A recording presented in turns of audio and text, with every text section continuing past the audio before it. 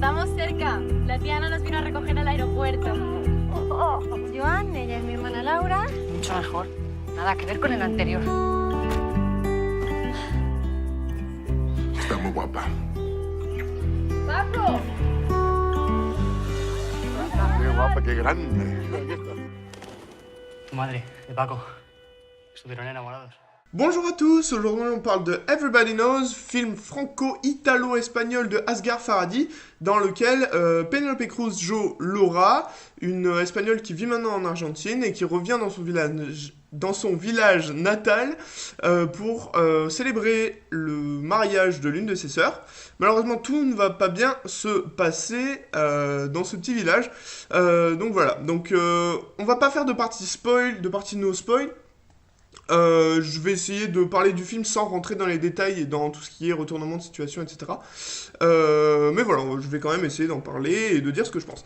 Alors, moi j'ai beaucoup aimé le film, notamment sa première partie dans laquelle tous les personnages, toute la famille de Laura nous est présentée, parce que on voit des personnages pour la première fois que Laura, elle connaît, du coup on va les connaître via son regard à elle, via les dialogues, surtout qui sont très bien écrits, j'ai trouvé, entre elle et entre Laura et les personnes de sa famille.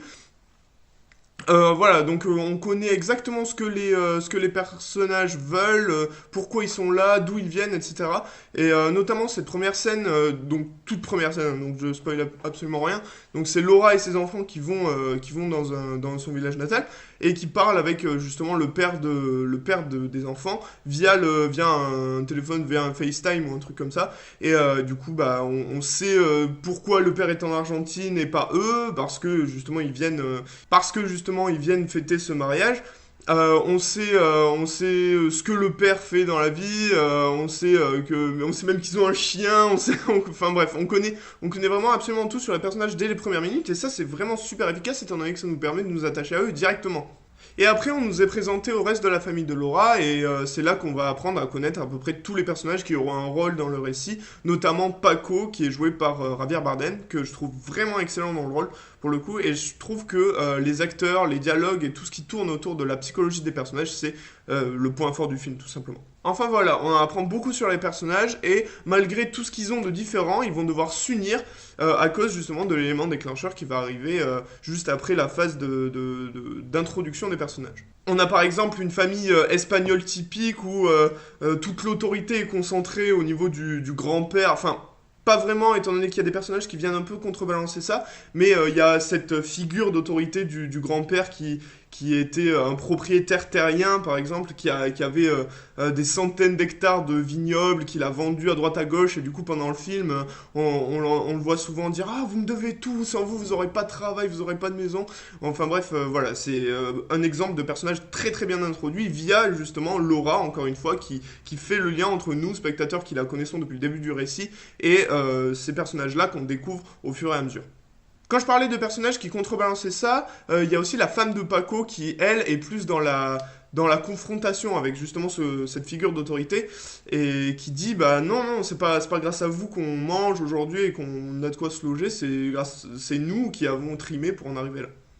Donc voilà, on a un énorme éventail de personnages à qui s'attacher, et en tout cas ça c'est très bien, étant donné que même si, ça n'a pas été mon cas, mais même si on a du mal avec le personnage de Laura, donc j'imagine qu'il y a des gens qui ont eu du mal avec le personnage de Laura, mais imaginons qu'on n'arrive pas à avoir de l'empathie pour elle, on aura de toute façon quelqu'un à qui se rattacher. Moi par exemple ça a été le cas avec Paco, le personnage joué encore une fois par Javier Bardem, et que j'ai trouvé le plus touchant du film, vraiment. La communication en général et au centre de l'histoire, c'est parler ou ne pas parler, ça apporte des problèmes. C'est à peu près ça le dilemme que vont avoir les personnages, donc se parler entre eux ou ne pas se parler entre eux, ou trop parler. D'ailleurs, il y a un personnage qui dit ça à un moment, il dit bah, les gens au village ils ont pas de quoi s'occuper, du coup ils font que parler. Voilà, ça me rappelle un peu des trucs. Donc ça fait parfaitement le pont entre entre la première partie du film qui est là juste pour vous présenter les personnages, et après le reste du récit qui va mettre les accents sur les relations qu'entretiennent ces personnages via la parole et via le fait de parler ou pas ou trop. Enfin voilà, en règle générale j'ai beaucoup aimé le film, notamment vis-à-vis de l'exposition des personnages qui est très efficace et qui crée un attachement immédiat avec eux, et avec évidemment toutes les péripéties qui vont suivre, et ce qui va nous permettre de dire, bah voilà, j'ai bien fait de m'attacher à ces personnages, ou j'ai mal fait de m'attacher à ces personnages. Voilà. Ce que j'ai beaucoup aimé aussi, c'est que ça tord le cou un peu un cliché du cinéma, ou même des séries, ou de l'audiovisuel en général. C'est que parfois, enfin moi, beaucoup dans les films, j'ai envie de... Il y a des conflits dans certains films qui seraient résolus en disant, mais parlez-en. Dites-le, parlez. Et ça prend un peu le contre-pied, ce film prend un peu le contre-pied de ça, étant donné que parfois ils en parlent et ça apporte encore plus de problèmes, donc voilà, ça m'a fait plaisir. La mise en scène est également assez inspirée, on a vraiment des lumières très directionnelles, et du coup ça fait un contraste vraiment beau entre la lumière chaude et un peu jaune, et du noir carrément. D'ailleurs ça m'a fait beaucoup penser au clair-obscur. Ce mouvement de peinture qui consistait justement à éclairer un personnage à la moitié par exemple, ou à faire arriver une lumière très très forte d'un côté et pratiquement avoir que du sombre et de l'obscurité de l'autre côté. Donc voilà, ça m'a fait beaucoup penser à ça au niveau des lumières. Et du coup, le clair-obscur, ça me fait aussi pas mal penser à la religion, qui est un thème abordé par le mari de Laura, pas mal aussi dans le film.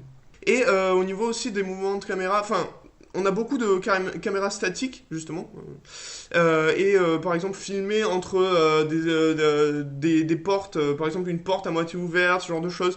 Donc ça nous met encore plus dans cette dynamique de bah voilà, tout le monde peut absolument tout entendre, everybody knows, voilà, d'ailleurs c'est le titre du film, c'est tout le monde le sait, c'est vraiment encore une fois la communication qui est importante là-dedans, et le fait d'entendre des choses qu'on ne serait pas censé entendre. Ah oui, et sinon, niveau mise en scène, j'ai remarqué, il y a un figurant qui à un moment fait 3 regards caméra d'affilée. Donc regard caméra, c'est juste voilà, je regarde la caméra, et là donc c'est normal parce que vous savez que je m'adresse à vous, mais dans une œuvre de fiction, ça te fait sortir immédiatement du film. Quelqu'un qui regarde la caméra, qui te regarde, c'est direct, à moins que ce soit voulu par le réalisateur, que ce soit un personnage qui s'adresse à quelqu'un directement en regardant la caméra. Mais là, c'était un figurant qui est à l'autre bout d'une place et qui regarde la caméra. C'était très très étrange, ça m'a mis mal à l'aise limite. Alors, en même temps, on a par exemple un shot avec l'amorce du personnage ici, qui regarde comme ça. Et en bas, en fait, elle a une fenêtre et elle parle à quelqu'un en bas. Et il y a un mec dans une cour qui regarde la caméra directement. Bon, après, il peut regarder le personnage aussi, mais j'avais vraiment l'impression qu'il regarde la caméra 3 fois de suite, c'était bizarre. On avait un shot où il regardait la caméra, puis un contre-champ sur la personne à qui la personne qui était sur la fenêtre était censée parler, et ensuite re-contre-champ, et on voit... Enfin bref, c'était assez bizarre. Enfin voilà, moi j'ai adoré le film pour ses dialogues, j'ai adoré le film pour son exposition, j'ai adoré le film pour ses acteurs qui étaient très très très très bons, et en ça, je vous conseille d'aller voir le film. Si vous aimez un peu les drames thrillers, ça peut être très très bien. Merci beaucoup d'avoir regardé cette vidéo, et je vous dis à la prochaine pour une autre critique ou une autre vidéo sur ma chaîne. Ciao!